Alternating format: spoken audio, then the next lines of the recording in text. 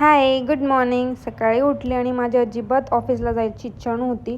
म्हणून मी ठरवलं की मी आज वर्क फ्रॉम होमच करते. रात्री मी भांडी घासली नव्हती म्हणून मी सकाळी उठून ती पहिलं स्वच्छ करून घेतली आणि नंतर मला माहिती पडलं की आम्हाला वर्क फ्रॉम होमच आहे 2 दिवस रेड अलर्टमुळे. मी तर खूप खुश झाले.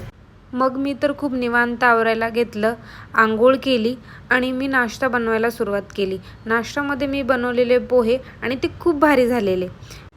मला लॉग इन करायला थोडा उशीरच झाला तर मी आधी लॉग इन केलं आणि सोबत नाश्ता पण केला. मी ठरवलेलं की लंचच्या अगोदर मी अर्धं काम तरी संपवून घेईल आणि ते मी कंप्लीट केलंसुद्धा.